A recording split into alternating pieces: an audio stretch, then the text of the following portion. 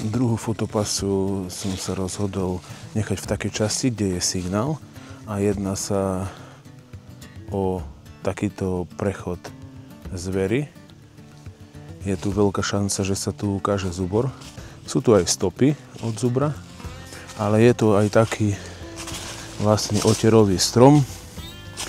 Tu môžete vidieť, že tiež sa tu ošuchával zubor. Tu vidno ešte, tu je srsť zimná. Tu je taký veľký chumáš, keď vy môžete vidieť.